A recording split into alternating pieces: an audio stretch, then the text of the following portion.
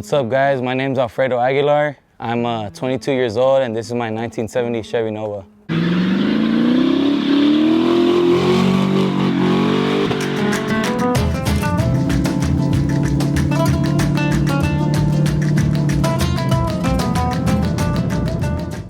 So what got me into cars was pretty much my older brothers and my dad. I guess my dad, when he was younger, had a couple older cars, some Firebirds and stuff, and that pretty much got my older brothers into it.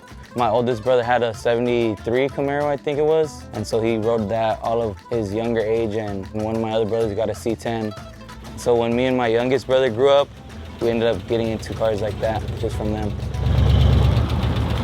Owning a classic car always just seemed like a cooler thing to have, a little different than all the other people out in the streets, you know, just driving Hondas and just typical like driver cars.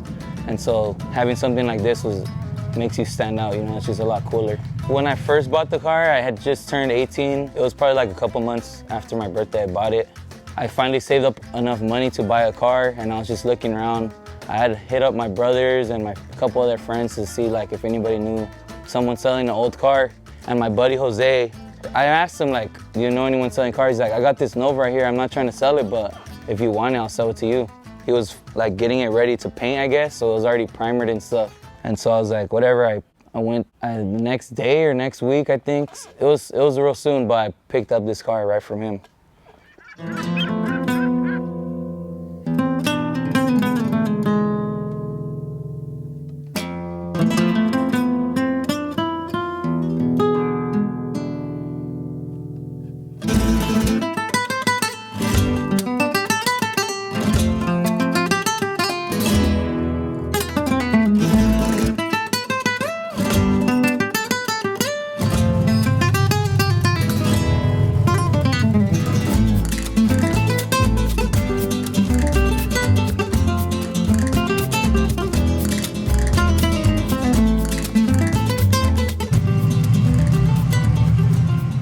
So the major work done to this car was the LS swap. When I first bought it, it just had a 350, and I wasn't too, I didn't know too much about cars. I was still learning as I bought the car.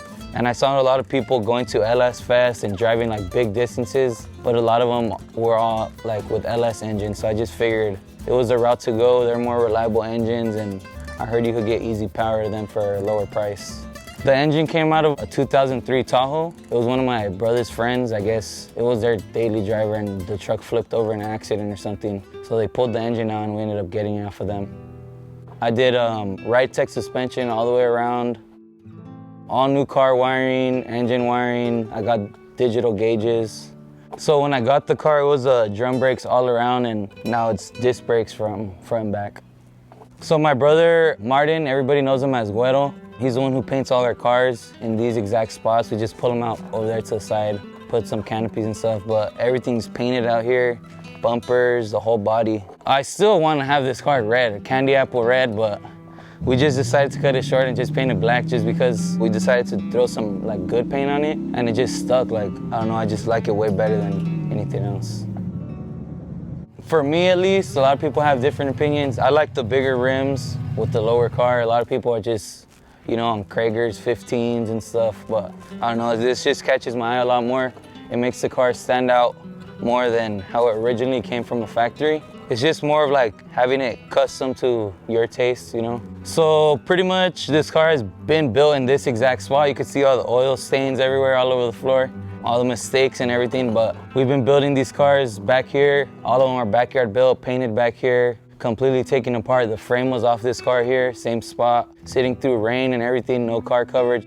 If you're getting into classic cars, try not to cut anything short. If there's expensive parts that you really want, I'd suggest saving up and making sure you get the parts you want. Don't take any shortcuts and do anything like bootleg. Just make sure you build the car the way you want and not what anybody else says about it. So a good starting car, I guess, would be something just between the 60s and 70s, like first, second gen cars. Don't be afraid to buy something with too much rust or like kind of beat up. You can always fix it. You could learn to fix it. You could have someone else fix it. You go for worse cars if you know that you could fix it or you are around people who are into cars more. But if you're not too familiar with working on cars and stuff, steer towards something in a little better condition. But definitely like 60s and 70s cars if that's what you're into, muscle cars and stuff. Bueno, sí.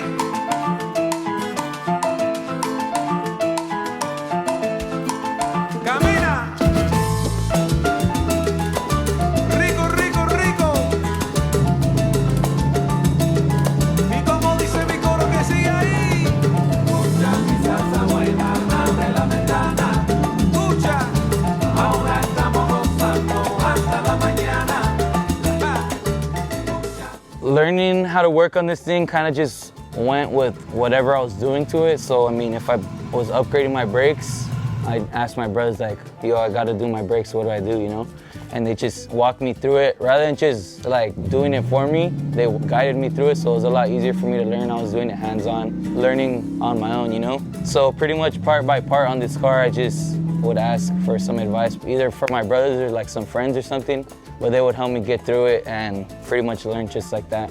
For those who aren't too familiar with working on cars, there's plenty of videos on YouTube, or I mean, you could take it to social media. There's tons of nice people online who have worked on these cars for pretty much their whole lives and have tons of knowledge on it. So we just recently started our own YouTube channel, like towards the beginning of this year. It's Backyard Yonke's. We just wanted to show us working on our cars, me and my brothers, pretty much just all the new things we're doing to it, or just, you know, just what we'd be doing around like at car shows and stuff. But I'm slowly starting to turn on the channel and go towards like showing people that you don't need a crazy budget for these cars. You know, you could build them in your backyard with your friends, family, or by yourself. You know, you don't need too much fancy stuff like you see online or like on TV. You could do it by yourself.